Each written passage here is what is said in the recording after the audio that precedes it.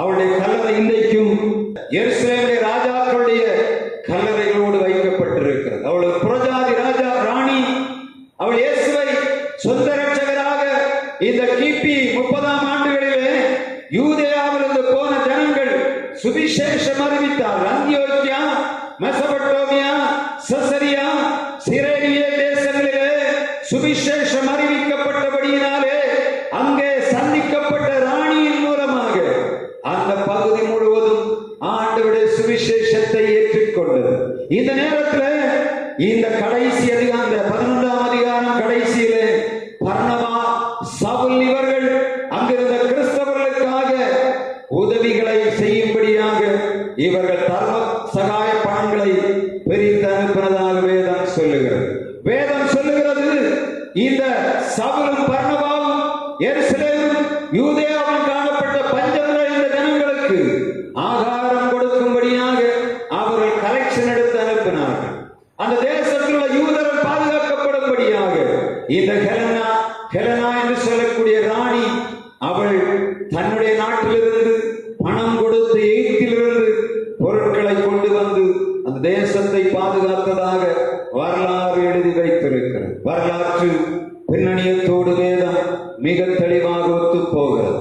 உலகத்தில் அநேகர் சொல்லுகிறார்கள் வேதம் ஒரு கட்டுக்கதை இல்ல, வேதம் வரலாற்று புத்தகம். அது எவ்வளவு பெரிய மனிதரையும் ஆண்டவருக்கு நேராக நடத்தக்கூடிய வல்லமை நிறைந்தது. உலகத்திலே தர்க்க சாஸ்திரியாய் கமாலியலின் பாதத்திலே உட்கார்ந்திருந்த சவுலை ஆண்டவர் சந்தித்து ஆண்டவராய் இயேசு கிறிஸ்துவின் சுவிசேஷத்தை அறிவிக்க வல்லமையை கொடுப்பார் என்று சொன்னால் எந்த மனிதரையும் கிறிஸ்துவுக்குள்ளாக நிறுத்தி அவருக்காக பணிவிடை செய்ய ஆண்டவராலே முடியும் என்பது இந்த அப்போஸ்தலர் 15ஆம் அதிகாரம் 28, 29ஆம் வசனங்களிலே சொல்லப்பட்ட பஞ்சத்தின் மூலமாக தேசம் பாதுகாக்கப்பட்ட வரலாறு எழுதப்பட்டிருக்கிறது. மற்றவர்களான எழுத்தாளர்களான யூத எழுத்தாளர்களான ஜோசபஸ் சூடோனியஸ் இவர்கள் மூலமாக வரலாற்றிலே பதிவு செய்யப்பட்ட, இப்ப நீங்க நெட்ல தேடி பார்த்தாலும் கிளாடியஸ் சீசர் என்று போட்டு பார்த்தீங்கன்னா அவர் கிபி 54ஆம் ஆண்டு வரை அரசாண்டதாக எழுதப்படுகிறது. அவர் 44 54 வரை ஆளுகை செய்தார். இதற்கு அப்புறமாக வந்தவன் தான் நீரோ என்று சொல்லக்கூடிய கொடினான மன்னன்.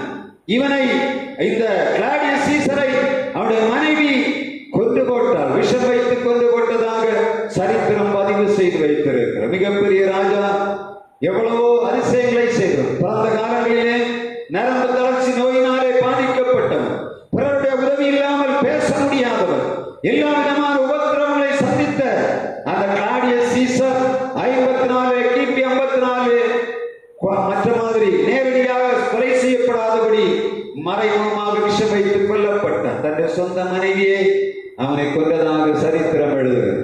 அதற்கு பிறகாக அந்த ராணியுடைய வளர்ப்பு மகனோ யாரோ தெரியவில்லை, ஆனால் நீரோ என்று சொல்லக்கூடிய மிக கொடிதான அரசன். யூதர்கள் கிறிஸ்தவர்கள் எல்லையில்லாத துன்பங்களை அனுபவிக்கும்படியாக முதல் நூற்றாண்டு காலத்திலே ஜனங்களை, எல்லா சீடர்களையும் உபத்திரவப்படுத்தின ஒரே மனிதன் நீரோ. அது வரலாறு பதிவு செய்து வைத்திருக்கிறது. கிபி 54 அப்புறமாக 69 வரை நீரோ மன்னன் அரசாண்டான். கிறிஸ்தவர்களுக்கு மிகப்பெரிய உபத்திரவம் உருவாயிற்று. இந்த நீரோ மன்னனுடைய காலத்தில் தான் யூதர்கள் சிதறடிக்கப்பட்டார்கள். இயேசு ஏற்றுக்கொண்ட கிறிஸ்தவர்கள் வாளால் அறுக்கப்பட்டார்கள். இயேசுவை ஏற்றுக்கொண்ட கிறிஸ்தவர்கள் தீக்கிரையாக்கப்பட்டார்கள். எல்லையில்லாத துன்பங்களை கிறிஸ்தவம் சந்தித்தது. அந்த கிறிஸ்தவம் எல்லையில்லாத அந்த உபத்திரவத்தை சந்தித்தபடியினால தான் தோமா என்று சொல்லக்கூடிய ஒரு மனிதன் இந்தியாவுக்கு வந்தார். ஆண்டவருடைய நோக்கம் என்ன? திருச்சபை ஆண்டவராய் இயேசு கிறிஸ்துவின் ராஜ்யம் சர்வலோகத்துக்கும் பிரசங்கிக்கப்பட வேண்டும் என்பதற்காக அவர் எருசலேம், யூதேயா, சமாரியா, பூமி கடைசி மட்டும் சுவிசேஷத்தை அறிவிக்கும்படியான வாய்ப்பை அப்போஸ்தலர் மூலமாக உருவாக்கி கொண்டு வந்தார். அதான் அப்போஸ்தலர் நடவடிக்கைகள் 11ஆம் அதிகாரம் பேதுருடைய அந்த இது முடித்து ஆண்டவர் செய்த உன்னதமான பணி. புறஜாதிகள் மூலமாக சுவிசேஷத்தை ஆண்டவர் பறைசாற்றினதை வேதம் சொல்லுகிறது.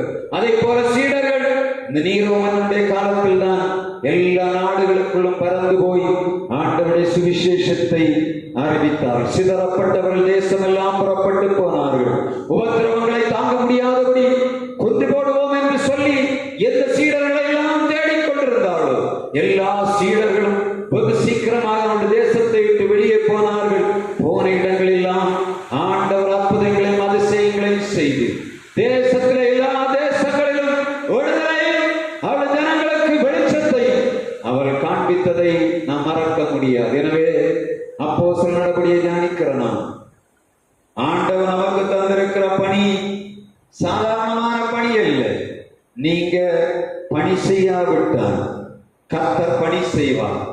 ஆபிரகாமுக்கு ஆண்டவர் கல்லுகளாலே அப்பங்களை உருவாக்க குழந்தைகளை உருவாக்க முடியும் என்று ஆண்டவருடைய வார்த்தை சொல்லுகிறார். இயேசு சொல்லுகிறார், இந்த யோவான் சொல்லுகிறான், ஆபிரகாம் எங்களுக்கு தகப்பன் என்று சொல்லிக் கொள்ளாதிருங்கள். கல்லுகளினாலே ஆண்டவர் ஆபிரகாமுக்கு குழந்தைகளை உண்டாக்க முடியும். நாம் சுவிசேஷம் அறிவிக்காவிட்டால் யார் அறிவிப்பார்? நாம் ஆத்மாக்களை தேடாவிட்டால் யார் தேடி போவார்?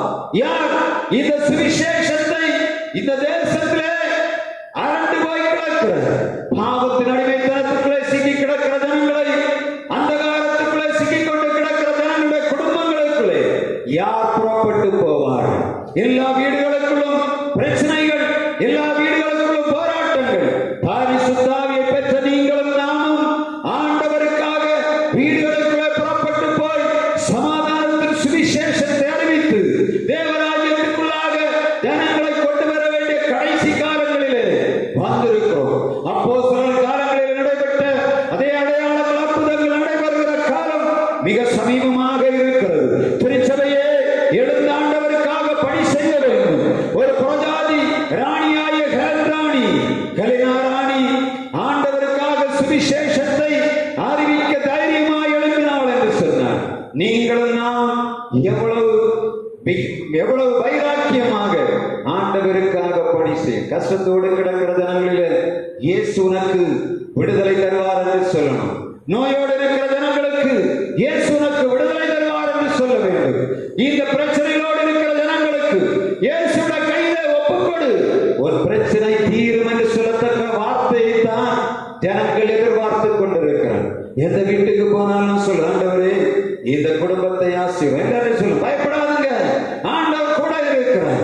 உங்கள் நோய்களினால் விடுதலை தருவார், உங்களை நேர்மையாக நடத்துவார். நான் போகிற இடங்கள் எல்லாம் கொடுக்கக்கூடிய இன்ஜெக்ஷன் அதுதான். உங்க பிரச்சனை ஆண்டவர் சீக்கிரம் விடுதலை தருவார்.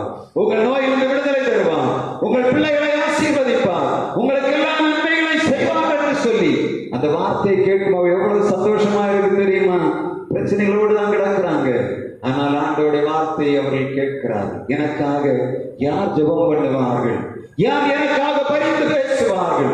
யார் எனக்கு நார்மலாக 4 வார்த்தைகளை சொல்லுவார்கள் என்று சொல்லி எல்லா ஜனங்களும் தேடிக்கொண்டிருக்கிறார்கள். உங்களுடைய குடும்பங்களிலும் உங்களுடைய சுற்றி இருக்கிற ஜனங்கள் இவைகளை எதிர்பார்த்து கொண்டிருக்கிறார்கள்.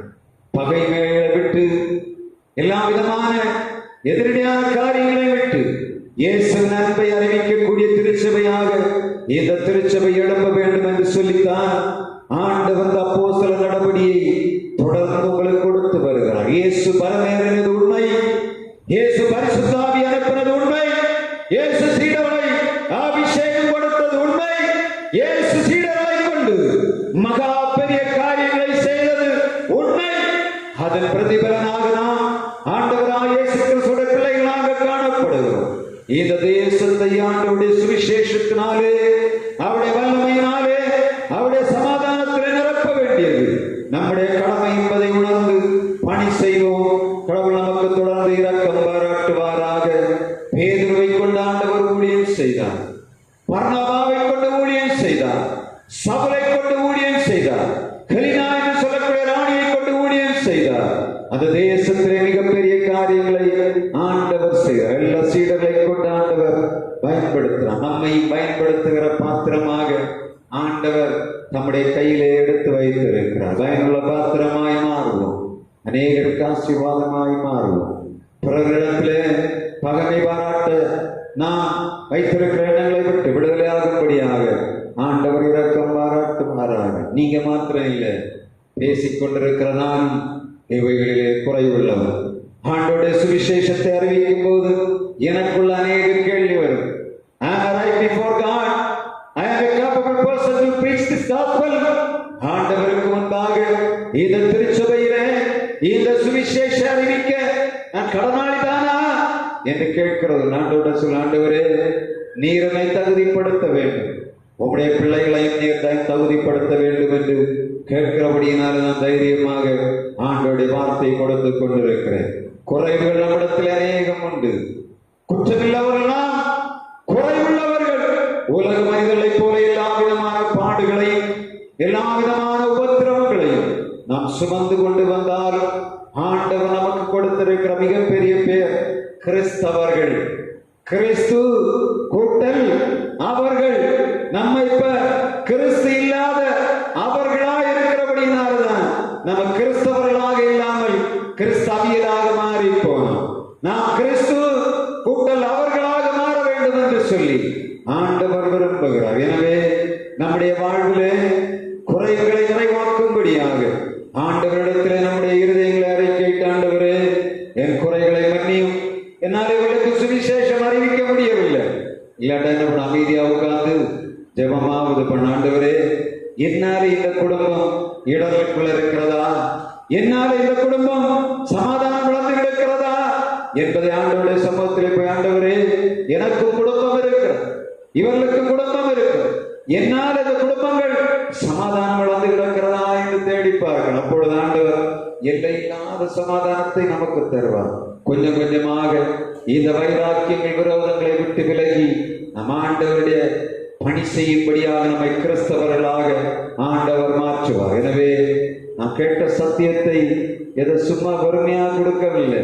நான் அப்போஸ்தலர் நடவடிக்கை எடுக்க ஆரம்பிக்கும் போதே சொல்லுகிறேன், ஆண்டவரே இது உம்முடைய பணி, இது நான் செய்யும் போது அதே பணியை நான் செய்யும்படியாக எனக்கு பலம் தர வேண்டும், எனக்கு அபிஷேகம் தர வேண்டும், எனக்கு அதிகாரம் தர வேண்டும், எனக்கு வல்லமை தர வேண்டும் என்று சொல்லி ஒரு நாள் கேட்டுக்கொண்டுதான் ஆண்டவரிடத்தில் கேட்டுக்கொண்டிருக்கிற செய்தியை கொடுக்கிறேன். ஆண்டவர் அதிசயம் செய்வார் என்ற நம்பிக்கையோடு விதைகளை விதைத்துக் கொண்டிருக்கிறேன். எனவே ஆண்டவருடைய அறுவடையின் காலம் தீவிரமாயிருக்கிறது. அதை நாம் அனுபவிக்க போகிறோம் என்பதை உணர்ந்து நான் எல்லாத்தையும் பேசுறேன். எல்லாரும் கேட்கிறாங்க, யாரும் கேட்கவில்லை என்று சொல்லவில்லை.